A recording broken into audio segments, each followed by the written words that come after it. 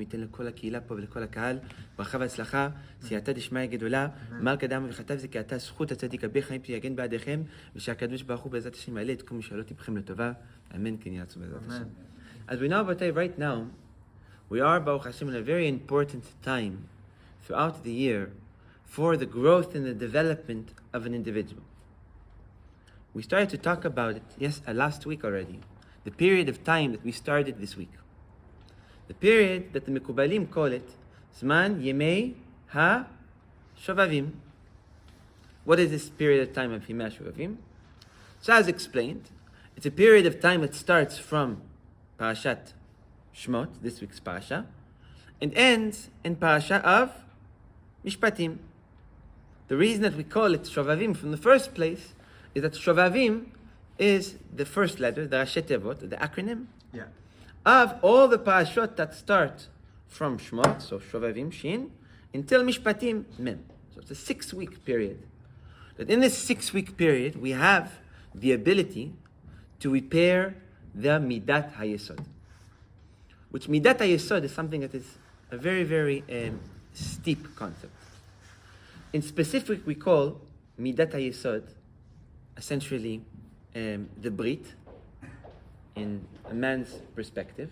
So in a man's life it would be the Brit Milah and all the laws which pertain to keeping the Brit. But the Brit is also the tongue, Shemirat Halashon. But in a general aspect of what is Midat HaYesod, it is the foundation. So what's the foundation? The foundation of a man. So Yesod in translation even means foundation.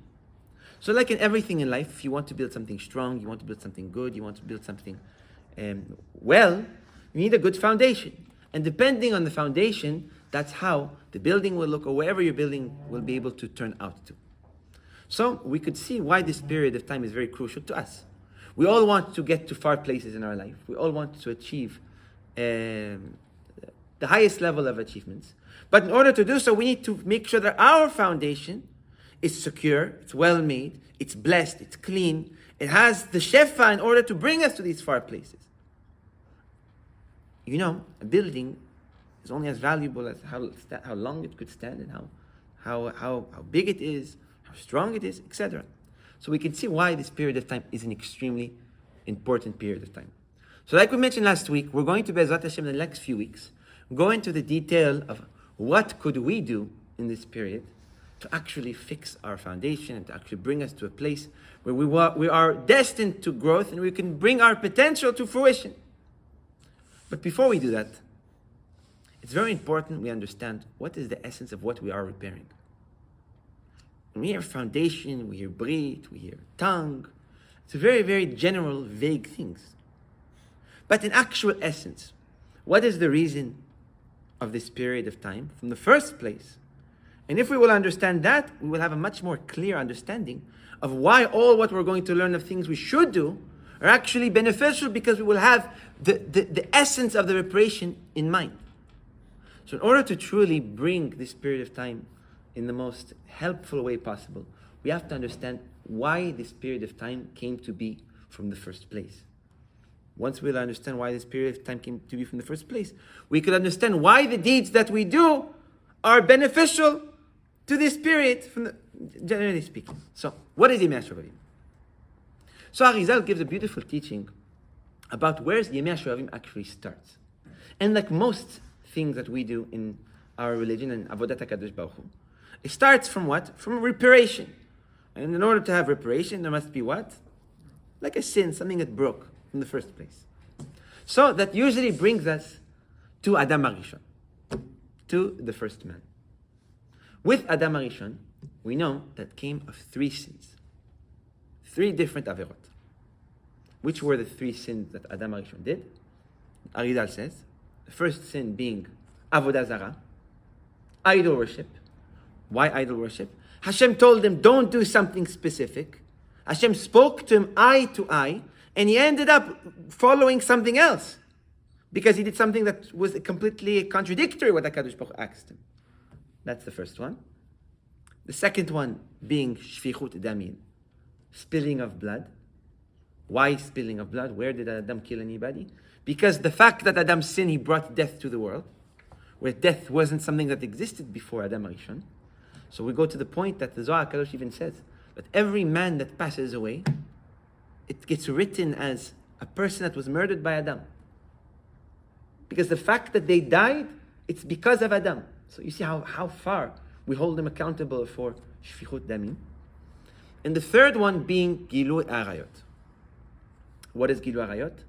Improper relations. So you ask, improper relations with whom?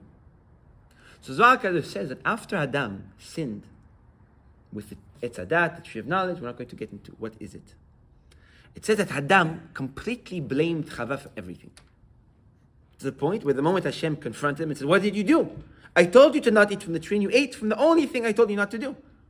What did Adam do?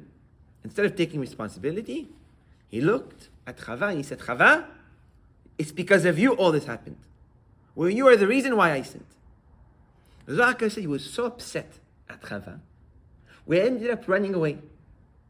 And he left Chava. And like a bad person in that moment that direction he was walking, he decided to go back to his first wife, which we're not going to get into who was that.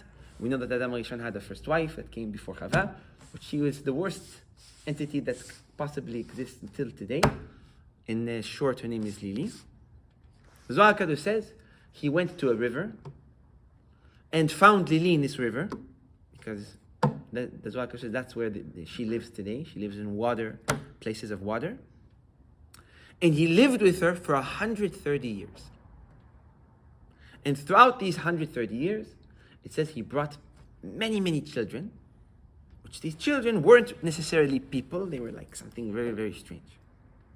Arizal says that sin that he did by leaving Chava and by going to his first wife, which was forbidden for him, reason being she already married somebody else, she was already married to a different entity. If anyone has questions, we will answer afterwards. There's no need to think that we're not going to go over to any questions.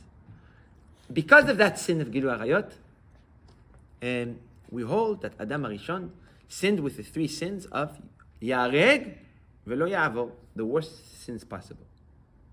Arizal says that our forefathers came forward and actually took upon themselves the reparation of Adam Arishon. Like we mentioned last week, the reparation of our forefathers were Adam Ba'adama, the reparation of Adam. How do we see this? Avraham Avinu alav hashalom, as we know, what is the story that when he was a kid, what did he do to his father? He broke all the statues and made big balagan to all those who were worshipping idols. Arizal says Avraham Avinu alav hashalom repaired the sin that Adam committed with idol worship, avodah zarah. Spilling of blood was repaired by Yitzchak, the second forefather. How spilling of blood? Well, we know Yitzchak sacrificed himself. He spilled his own blood for HaKadosh Baruch Hu. That's the essence of reparation of spilling of blood. And the third sin, which was leaving his wife and going back to a woman that he was not supposed to return to, Yaakov, Yosef, and all Am Yisrael, all Bnei Israel, took upon themselves this reparation by going down to Egypt, by serving as slaves for 400 years, and until today, in this period of time, when we read Bnei Israel, all the Parashot that essentially talk about Bnei Israel working in Egypt as slaves, which is this period, 6 Parashot, we still have this concept of repairing the sin of Adam with that other woman. And that's why we call this period of time Tikkun Yemei HaShovavim, reparation of this time of Shovavim. It's repairing the last sin that Adam committed, which was not completely repaired by our forefathers. So the question that we had, Rabotai, is when we look at all what we just mentioned, something can come to mind. We see sins that are terrible, going against HaKadosh Baruch Hu face to face, bringing death to the world. Sins that were the worst of the worst. But still individual forefathers were able to fix. Still individual forefathers were able to come forward and to bring a complete reparation to that sin. But on the other side, we see that there's a sin that, yes, it's very bad. Leaving the wife, going to another woman, Hashem Yirachem. But why was that sin so uniquely destructive that not only that one forefather like Yaakov couldn't fix it, but Yosef couldn't fix it, his kids for 400 years couldn't fix it in slavery, and something that till today we are fixing? What was so unique in that sin that caused that till today we have this period of the time of the year that we fix our foundation for that sin that Adam committed? And this is something that I think we have to come to an understanding before we even talk about what we should do in this period of time to fix our own foundation. So where do we start? So the best way we can start is with the Parasha of this week. Why? Because this Parasha of this week is actually what represents the beginning of this time. We know that this time is actually named after the Parashot. Shovavim. Shin for Shmot. It's the beginning. So from Shmot to Mishpatim, it's the period of time of the Shovavim. And no matter what the date is, it doesn't matter. It's when we read the Parashot, that's when it starts. Meaning it can start sometimes in one date, it can start sometimes in another date, it doesn't matter. The period of the reading of these Parashot, that is what counts. So, if that's the case, there must be hidden something in this week's Parasha that can give us a little hint of what direction we can take in order to understand why was this sin so bad that they had to go to slavery for 400 years or 210 years. Doesn't matter, we're not going to get into that either. And something that till today we are fixing. So throughout this Parasha, there's many questions we could have. And many things that we can try to understand. But there is one place and one thing that's very unique. And it stands out amongst all the other questions that we could ask in this week's Parasha. And that is the Maaseh, what occurred at the time when Paro realized that Bnei Yisrael are actually multiplying at an astronomical level. So the Torah says that as we know, Bnei Yisrael, they came down with Yaakov and the 12 tribes like kings. And once all the 12 tribes started to die off, meaning the actual Yehuda, Shimon, the actual kids of Yaakov or the brothers of Yosef, Bnei Yisrael started to multiply and multiply and multiply. The Torah says that Paro got scared. He said, "V'chen yirbei mimenu, this nation is going to become humongous." So in order to start to try to minimize this nation from overtaking Egypt, he brought a decree. What was the decree? All babies are in the Nile. Kol haben layeor tishlechu. What is the decree? That all boys that were born need to be taken and need to be thrown into the Nile. The Torah says that there was two women, Yochevet, the mother of Moshe Rabbeinu, and Miriam, the sister of Moshe Rabbeinu, that they were the meyaledot. What does meyaledot mean in translation? They were the nurses that were bringing children into labor. They decided they're not going to accept and they will not follow this decree of Paro, where even if boys will be born, they will not throw them to the Nile. And the Torah says that these two tzadikot, Miriam and Yocheved, started to collect the boys. They started to do Brit Milah to the boys, and they raised the boys in different places to try saving them from Chas v'Shalom being destroyed and killed. The Torah said that when HaKadosh Baruch Hu saw that these two tzadikot have such a dedication for what they're doing, it says, Vayas lahem batim. What does that mean in translation? That Hashem helped them build homes. Now this is black and white words from the Torah. So now this is the question. Did those women build the homes? Or did Hashem come down with a hammer and nail and started to do some construction like the Israelis in Egypt for these two women? What is this pasuk where it says bluntly that Hashem helped these two women, or even you can go as far as saying built for these two women homes, batim? What is this concept? It sounds very, very, very strange. And at least give some sort of explanation. Maybe he blessed them and their families. He blessed the children. What is this concept that he built them homes, or he helped them build homes? And even more than this, we have another question. Paro wanted to minimize the amount of growth of kids. Nachon? Why kill the boys? As we know, it said that at the time of Bnei Yisrael, the reason that they grew in such a short period of time to 3 million was because each woman, when she had a child, she didn't have one kid. How many did she have? 8. So each woman that fell pregnant and they were having kids, it says that they would blink and they would give birth to 8 kids. The women were the problem in that generation. If Paro really wanted to minimize Am Yisrael and to make Am Yisrael small, don't kill the boys. Kill the girls. The girls are the ones that are multiplying, and especially that one man, even halachically, could marry 2 or 3 women, at the time at least. It's something that goes against the logic that a smart man like Paro would send out a decree from the first place that goes against essentially our understanding. So maybe in order to understand both of these questions, we can understand what is this concept that Hashem built bait. Hashem built a home. And what is this concept of bait, of home? Because we see in this week's Parasha, the word bait starts to appear more times than it ever mentioned throughout the Torah. With Avraham Avinu, we don't mention Beit Avraham, the house of Avraham. We don't mention Adam Arishon, Bet Adam. We don't mention with Yaakov, Bet Yaakov. We don't mention with Yitzchak, Bet Yitzchak. We don't have this concept of bait. In this week's Parasha, Beit Malchut, Bet Levim, Bet Kohanim, Bet Avadim, Bet Israel. This concept of bait is repeating itself, repeating itself. So maybe there's something hidden within this concept of bait. So what is bait?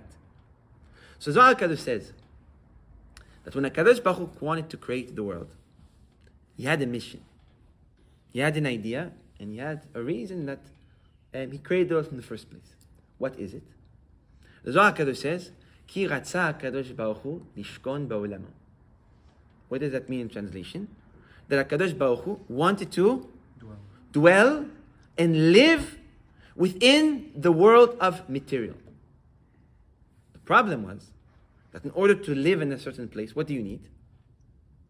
You need a home. So in order to live in a place, anywhere you want to live, you have to first have a home. And once you have a home, there you can build a place where you can live in. In order for HaKadosh Baruch Hu to dwell and to live within a world which was essentially at the time tohu vavo, a big mess, the first thing that HaKadosh Baruch Hu would need is what? Is a home. That was the essence of the beginning of the creation. And we can see that also with the first words that HaKadosh Baruch Hu tells Adam Arishon. He creates Adam, and the first mitzvah that he gives him is what? Pru urvu umil'u et haaretz. Go, bring children, kafshuhu, conquer the land. Why? In order that when Bnei Israel or Adam will build a home, HaKadosh Baruch Hu will have a place, what? To rest within. As well as also being in a world of tohu vavo, which tohu vavo translates to basically a mess, a balagan. It would be a safe haven for Adam himself. Because if HaKadosh Baruch Hu wanted to protect Adam and create a place for dwelling, he needs a place where a man can run to when he feels that there is mess around him. When a person feels that there is a storm, what does he do? He runs home. That was the initial goal of the will of HaKadosh Baruch Hu. Have Adam create a home. The home for HaKadosh Baruch Hu to rest within, that is A. And B, to protect Adam Arishon from all this chaos of a world that comes with material. Which, as we know, there is endless chaos that could exist. And this is something we can see even from the beginning of the creation. This thought process of creating the world in order to build a home. We see in the beginning of the Zohar HaKadosh in page Gimel, in the introduction that we're actually studying right now in our Zohar class, that when HaKadosh Baruch Hu was creating the world, he invited all the letters. And he wanted to choose which letter would be the proper letter in which he would create the world with. Because as we know, in Hebrew, and the letters are not just the value of like ABC. The letters are essentially the essence of the creation of the world. So the letters were essentially something very important and very crucial for the creation. So when HaKadosh Baruch Hu created the world, Zohar HaKadosh says, he invited all the letters. He told all the letters, explain to me why I should create the world with you. And then the Zohar HaKadosh goes on a long rant, which is actually one of the biggest consecutive teachings that the Zohar HaKadosh teaches in a row. And it goes letter by letter, but in backwards. Taf, Shin, Resh, Kuf, the opposite of Aleph Bet. And each letter gives its plea. The Shin says, HaKadosh Baruch Hu, you should create the world with me because I am like the three forefathers. The three forefathers are essentially the essence of the leadership of your will in the world. Each letter gave its own little speech.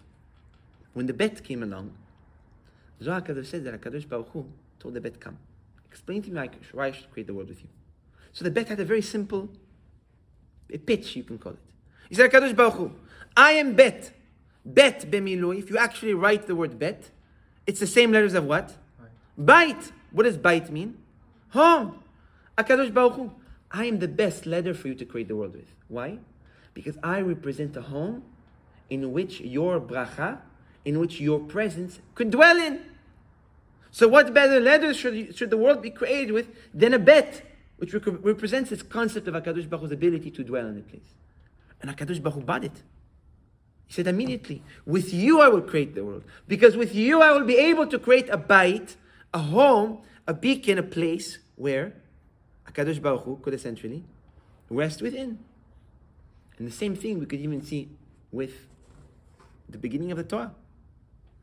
What's the first word in the Torah? Bereshit. Many of Chazal, Bereshit is a very, very deep word. There's books just about Bereshit. Rabbi Yaakov Abuchatzir, our great-great-grandfather, actually wrote a book just about the word Bereshit. One of his explanations is, what is Bereshit? That you take the Bet from the Bereshit and you pull it forward, meaning split the word. And that comes up with what? Bet, Reshit. What's Bet? Home. What's Reshit? First. Meaning that what? That from the beginning, HaKadosh Baruch Hu's first will was what? His first will was in order to create a world in which he could create a home in which he can dwell his presence. And that was essentially the tikkun and the essence of Adam Arishon. His job in this world was to build a home in which HaKadosh Baruch Hu can rest in. There was no other tikkun that HaKadosh Baruch Hu essentially gave him even before he sinned. His initial job in this world was come forward, get married, build a home, and HaKadosh Baruch Hu's presence will be within. And that's what happened. He came to the world, HaKadosh Baruch Hu created Chava, and with Chava, the beginning of essentially HaKadosh Baruch Hu's presence in the world began. But, as we know, right after the sin, what did Adam do? He got up and he left. The moment that he left, what did he break? Nur Abotai, what did he break? He broke the bait. The moment that he broke the bait, what happened? HaKadosh Baruch Hu's presence in the world got compromised. And this is what the Midrash says, something that is incredible. It says the destruction of the world didn't even happen because of the sins of the tree of knowledge. The destruction of the world, and it talks about in simplicity, was what Adam did with Chava. Meaning the fact that he left Chava, that was where the destruction of the world was. Why is that? For a very, very simple reason. The moment Adam broke his home, he brought Tohu Vavohu into his life. What is Tohu Vavohu in simplicity? Balagan, mess. That Tohu Vavohu consumed his world, and that Tohu Vavohu essentially what destroyed the world. So we can give an analogy. Okay, say it's like a man that comes to his friend. He tells me, he says, I have a big, big, big bag of diamonds. But in order for me to give it to you, I want you to prove to me that you have a safe place to keep them. So I tell him, go, build a home, make sure that it's a very, very proper home. Once the home will be built, tell me. The man built the house. His friend came. He saw the house is very safe, very secure. He was very, very happy. He took this big bag of diamonds. He handed it to him. He said, keep it. The friend came along, decided that he wants to remove a wall, break the home. Immediately when that happened, when he broke the wall, the wind was able to come in, the animals were able to come in, the robbers were able to come in, and what ended up, what was put in a place of danger, what was very, very valuable, the diamonds. Zohar Kadosh says that the whole essence of the sin of Adam is where he put the Kedusha, the sparks of Kedusha, which represent the presence of HaKadosh Baruch Hu, at place of jeopardy within the Tohu Vavohu. With the moment there was no more home where Adam rests within, by breaking his home, by leaving Chava, he essentially took those sparks, and because of that act, the sparks fell into the impurity, into the tu'ah. Which, in other words, he brought Tovavo. And this is something that we could even see with another generation that followed right after. Noach. Noach's generation, the sin that they did, it says that men were marrying men. And that made Hashem so upset that what? That he destroyed the world completely, and he told Noach, restart. Why is that? So now that we understand this, we can understand something very, very simple. They could have built homes and got married and had children and created a place where HaKadosh Baruch Hu's presence can rest. Instead of doing that, they decide to not build homes and to do shtuyot. So as a result of that, they brought the tohu vavoh that exists in this world into their lives. And the tohu vavoh had grasp on them. And the moment the tohu vavoh had grasp on them, there was no other choice but what? But having the world an aspect of tohu vavoh. And that was essentially the sin of Adam Arishon. It wasn't just the fact that he left his wife, which caused such a destruction. It was the fact that he took the nitzotzot, the sparks of Kedusha, that lived within him, that lived within his home, and he let those sparks go to the impurity. Where, we ask, where did those sparks fall to? They fell to where? To the most impure place possible, which at the time was what? Was Eretz Mitzrayim. So the question is, why was it that Dafka, by Bnei Yisrael going down to Egypt, that was the tikkun, the reparation of collecting these sparks? So if we base off what we just mentioned a few moments ago, it makes very, very perfect sense. We mentioned that in order for HaKadosh Baruch Hu's presence to be, what's necessary? A home. Without the home, the sparks cannot be lifted. HaKadosh Baruch Hu's presence cannot be present, essentially. In order for Bnei Israel to collect and to gather those sparks of HaKadosh Baruch Hu's presence in this world, what do Bnei Israel need to have? A home. And once that home will be built, it's like the glove in order to carry something hot. It's like the cup in order to collect the water that comes down from HaKadosh Baruch Hu, where Bnei Israel needed to build a home in order to be able to repair and to fix those sparks that were lost. And from here we could understand why Bnei Israel from the first place needed to go down to Egypt. It wasn't just a reparation of a small sin that Adam, Avraham, or Yitzchak could repair. It was a work that all Klal Yisrael collectively needed to come together, build homes in order to collect these sparks. So we see also the value of what it is that when a person comes forward and he builds a home, he creates essentially a haven where HaKadosh Baruch Hu's presence could last wherever we are in the world. Here, there, anywhere. But to go back to our point, to go back to our line, in order to understand really where we are. In order to build a home from the first place, there's one thing that is very, very necessary. And something that needs to come before. Wherein if you want to receive HaKadosh Baruch Hu's presence, you need a home. But before a home, what do you need? You need something that comes one step prior. And that is what? And that is what we mentioned in last week's show. And that is what? Before building a home, you have to fix and repair the foundation.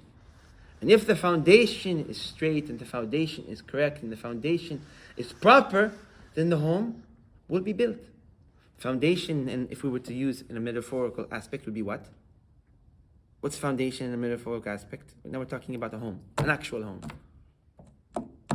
Ground. What is the ground? What is Adama?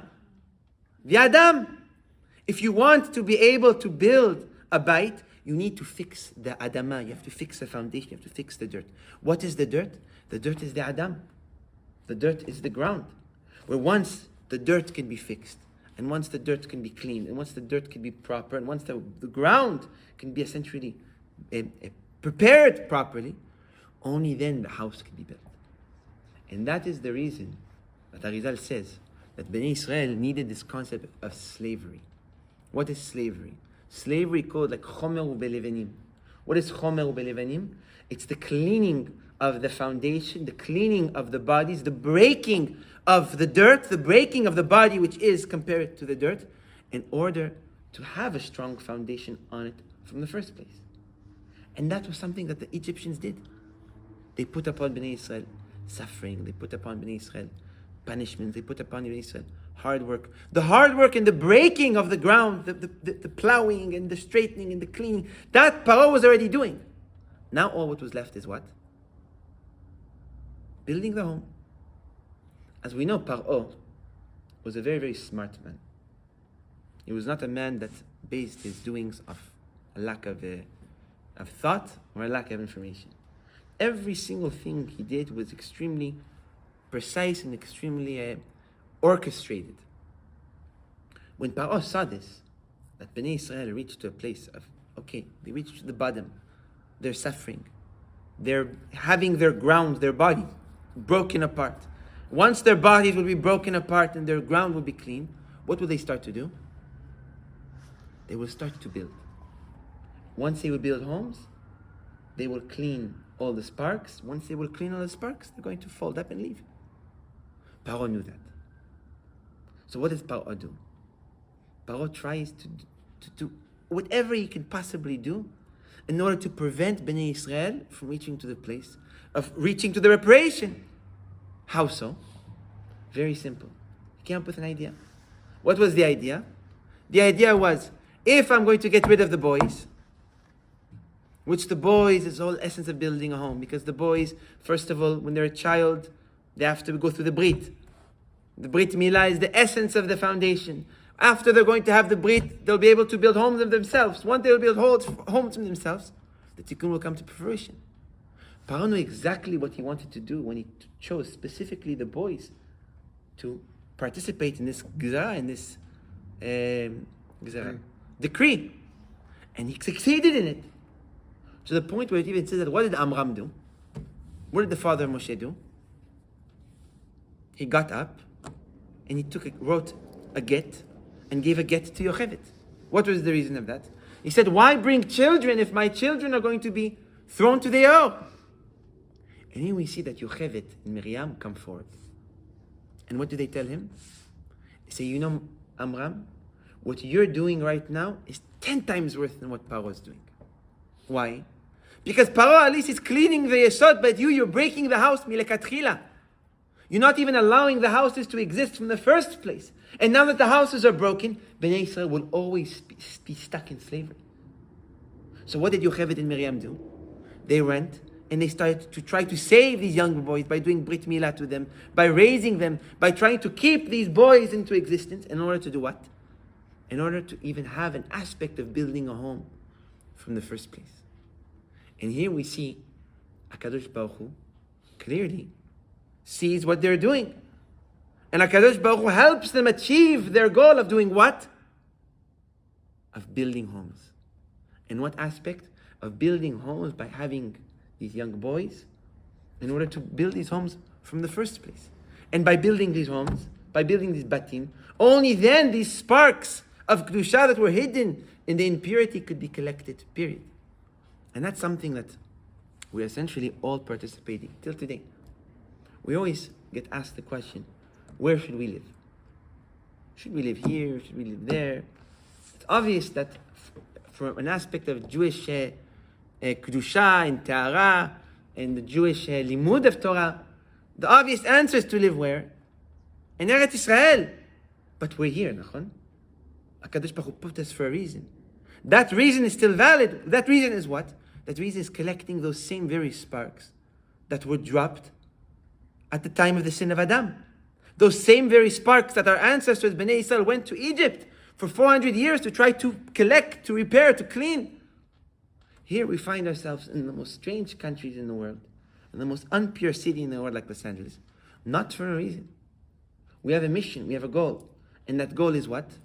Build a home for HaKadosh Baruch Hu, in which HaKadosh Baruch Hu can dwell in. And once you will build a home in which HaKadosh Baruch Hu can dwell in, you, as a person, brought forward the Tikkun of Adam. So some will ask, you know, Rav, I try to build a home. I break my head to try to finding a zivug. I work so hard to go out to find, and I don't find. So I'm trying to do what this tikkun of building a home, but it's not working out for me. So very simple. If the building of the house is taking a long time, so it's probably because of the reason of what? The foundations are not proper. And as long as the foundations are not proper, the house will never be built properly either. So this period of time of Yemeh HaShovavim, this time of repairing the foundation, couldn't be more properly placed. And if our foundations are clean, if our foundations are built, so it's obvious that the house will be built the same way that HaKadosh Baruch Hu helped Miriam and Yocheved build their houses too. They showed their effort, they took their step forward, and HaKadosh Baruch Hu did the rest. So someone asks now, I'm married.